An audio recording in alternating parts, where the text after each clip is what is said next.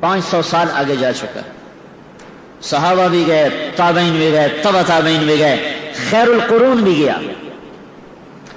اور ایک سلجوقی خاندان ہے ترک, ان کا باپ سلجوق مسلمان ہوا. محمود غزنوی اور سلجوق کا دور ایک ہے. سلجوق کی اولاد میں ایک بادشاہ ہے الپ ارسلان. اللہ نے اس کے ذریعے سے اپنے دین کو عزت بخش اور اہل ایمان کو عزت بخشی. یہ اپنے سرکاری دورے پر نکلا ہوا ہے. اسے اطلاع ملی کہ قیصر روم رومانوس 3 لاکھ کا لشکر لے کر اپنی حدود سے نکل چکا ہے. آرمینیا کہاں اور اصفہان کہاں, ہزاروں میل کا بیچ میں سفر. تو اس نے سارے اراکین سلطنت کو جمع کیا. اب کیا کیا جائے؟ تو سب نے کہا ہم تیار نہیں ہیں, 3 لاکھ کا لشکر ہے, تو ہمیں پیچھے ہٹنا چاہیے اور تیاری کر کے پھر سامنے آنا چاہیے. تو الپ ارسلان نے کہا اس پیچھے ہٹنے میں وہ جتنے قتل و غارت کرے گا, جتنی بیٹیوں کی عزت برباد ہوگی اور جتنا مسلمانوں کا خون بہے گا وہ تو میری گردن پر ہوگا. تو انہوں نے کہا آپ کی گردن پر کیسے ہوگا؟ ہم تو تیار ہی نہیں ہیں, ہمارے پاس اسباب ہی نہیں ہیں. وَلَا تُلْقُوا بِأَيْدِيكُمْ إِلَى التَّهْلُكَةِ, اور اپنے آپ کو ہلاکت میں ڈالنا جائز نہیں ہے. یہ شورا چل رہی. انہوں نے کہا اچھا ٹھیک ہے, تو میری طرف سے اجازت ہے, جو جانا چاہے وہ جا سکتا ہے. میں اللہ کے دشمن کو اسلامی حدود میں داخل نہیں ہونے دوں گا. میں اپنی جان کا نذرانہ پیش کروں گا, اس کے بعد میرے اوپر کوئی حجت نہ ہوگی, میرے اوپر کوئی جرم نہ ہوگا. پھر وہ لوٹ مار کریں یا قتل و غارت کریں, میں اپنا حق ادا کر چکا ہوں. جب اس نے یہ کہا تو پھر اس کے ساتھیوں نے کہا اگر آپ کا فیصلہ ہے تو پھر ہم کون سا موت سے ڈرتے ہیں, ہم بھی آپ کے ساتھ ہیں. تو اس نے, اس کا بیٹا ملک شاہ اس کے ساتھ تھا, اس کی عمر تھی اس وقت کوئی 12 برس. تو اس نے وصیت نامہ لکھوایا کہ ممکن ہے اس جنگ میں شہید ہو جاؤں, تو میرے بعد میرا بیٹا ملک شاہ میری جگہ حکمران ہوگا, اور نظام الملک یہ اس کا وزیر ہوگا. اور جب تک ملک شاہ بالغ نہیں ہوگا امور سلطنت کو نظام الملک چلائے گا. اور پھر اس کے بعد اس نے اپنے حرم, اپنی بیوی اور بچوں کو چند سپاہیوں کے ساتھ واپس بھیج دیا کہ عورتیں ساتھ تھیں تو اگر شکست ہو تو کہیں ان کی عزت پہ حرف نہ آئے. ان کو اصفہان کی طرف روانہ کر دیا. اور رومانوس 3 لاکھ کے لشکر کے ساتھ میدان میں اترا. اور یہ کتنے تھے؟ 12,000. یہ دنیا کی عجب جنگ لڑی گئی ہے. تو جمعرات کو لشکر آمنے سامنے ہوئے تو نظام الملک نے کہا کہ میری ایک رائے ہے سلطان کا. کیا؟ کہ جنگ کو کل کے لیے مؤخر کریں اور جمعہ کی نماز کے بعد نکلیں, کہ جمعہ کے وقت ساری امت دعا کرے گی اور ہم بھی جمعہ کے بعد اللہ سے مانگیں گے تو اللہ کی غیبی مدد ہمارے ساتھ ہو. تو انہوں نے ایک دن اس کو آگے بڑھایا اور جمعہ کی نماز کے بعد سلطان نے خود نماز پڑھائی. کیا زمانہ تھا, بادشاہ خود امام بھی ہوتے تھے. نماز پڑھائی اور اس کے بعد وہ گھوڑے پہ سوار ہوا اور اس نے اپنی لوہے کی ٹوپی اتار دی اور امامہ باندھ لیا سر, اپنے آپ کو مرنے کے لیے تیار کر لیا, اور کوئی چیز بیچ میں حائل نہ ہو. اور پہلی صف میں اس نے جھنڈا اٹھا لیا. تو باقی جان نثاروں نے کہا آپ پیچھے ہو. کہا نہیں, میری جان اسلام سے زیادہ قیمتی نہیں ہے. اور جب لشکر آمنے سامنے ہوئے تو سلطان نے گھوڑے سے چھلانگ لگائی اور سجدے میں سر رکھ دیا. کہ مالک, اے عزت دینے والے, اے ہر چیز کے بادشاہ, آج ہماری عزت بھی تیرے ہاتھ میں ہے, ذلت بھی تیرے ہاتھ میں. تو جس کے ساتھ ہوتا ہے وہی فتح پاتا ہے, تو جس کو چھوڑ دیتا ہے وہی ناکام ہوتا ہے.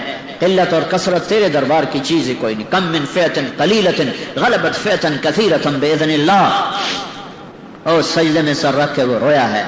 اب پھر اس نے کہا میں سلطان نہیں ہوں, میں ایک سپاہی ہوں, میں مارا جاؤں تو میری وجہ سے بھاگنا نہیں, آخر تک لڑتے رہنا اور مرتے رہنا تاکہ ہم اللہ کے دربار میں سرخرو ہو کے پہنچے.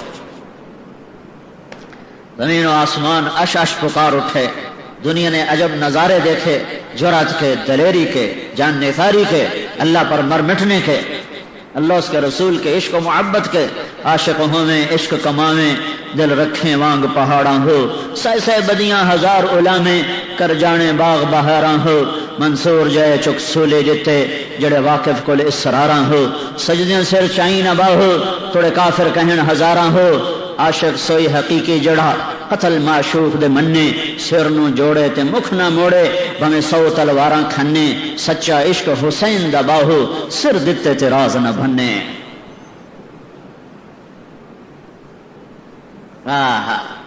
اس جگہ کا نام تھا مولاد گرد، مولاد گرد،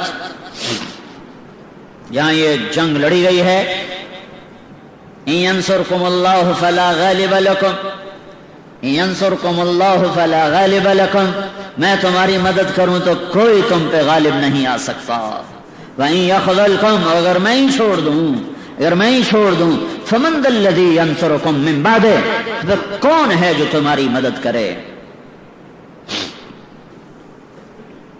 ٹکرا گئے حق و باطل، صلیب و ہلال، عجب جنگ ہوئی ہے۔